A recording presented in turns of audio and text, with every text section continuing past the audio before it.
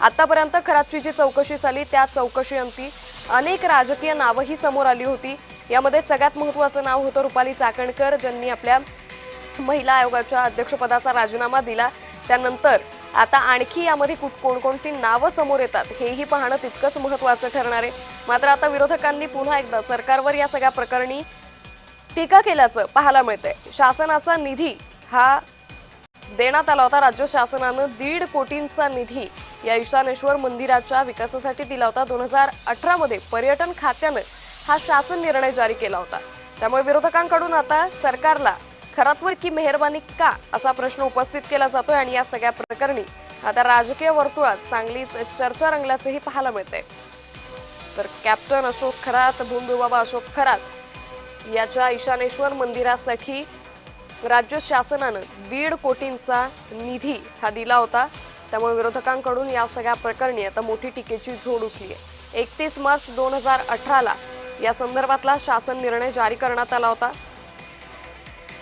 तर गेल्या 7 ते 8 वर्षांपासून मुख्यमंत्री देवेंद्र फडणवीस हे मुख्यमंत्री पदावर असल्या तरीही अशा पद्धतीनं भुवांना पाठबळ का दिलं जातं असा प्रश्नही सुषमा अंधारे यांनी अगदी काही वेळापूर्वीच उपस्थित केला।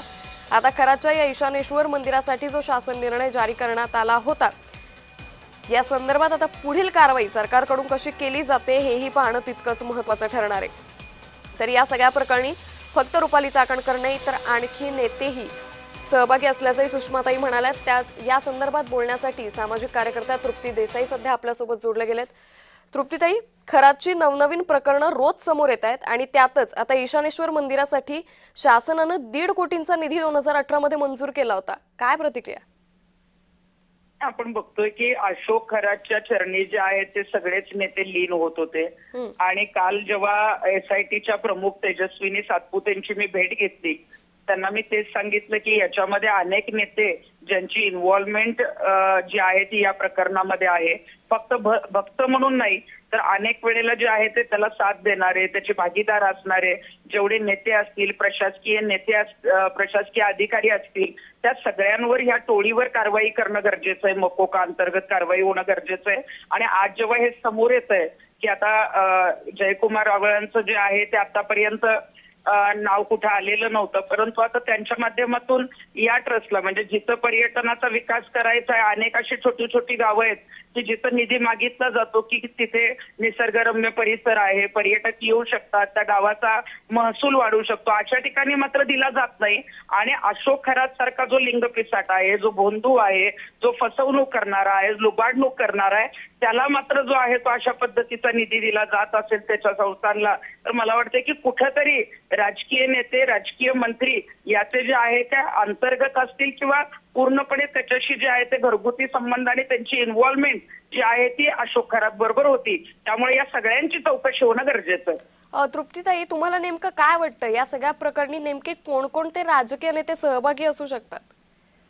आता राजकीय नेत्यांची जी आहेत ती 8-9 मंत्र्यांची नावं तर आलेलीच आहे। अनेक आमदार, अनेक खासदार जे आहेत ते त्यांच्या इथे जात होते, अनेक IAS IPS अधिकारी तिथं जात होते आणि अनेक असे राजकीय नेते आणि मंत्री आहेत की ते तिथं जात होते किंवा त्यांचे राजकीय अशोक खरातशी संबंध होते, परंतु त्यांचे कुठेतरी फोटो आलेले नाहीयेत किंवा फोटो कदाचित बाहेर येणार नाहीत। पण असे अनेक मोठी मला असं वाटतं की निम्म्याहून अधिक मंत्रिमंडळ जे आहे ते त्याच्यामध्ये सहभागी असू शकतं। तृप्तीताई, आजकाल आपण सातत्यानं पाहतो की सरकारकडून सतत ओरड असते की निधी कमी पडतोय, मग या खात्याचा निधी त्या खात्याला वळवला जातो।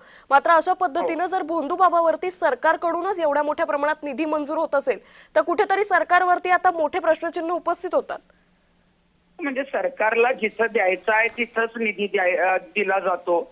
सर्वसामान्य लोक किंवा सर्वसामान्य लोकांच्या योजना येतात, शेतकऱ्यांच्या योजना येतात आणि त्यावेळेला सांगितलं जातं की निधी कुठेतरी कमी पडतोय, दुसऱ्या खात्यातून आम्ही तो वळवून घेतोय आणि फार उपकार केल्यासारखी भाषा सर्वसामान्यांवर जी आहे ती सरकार करत असतं।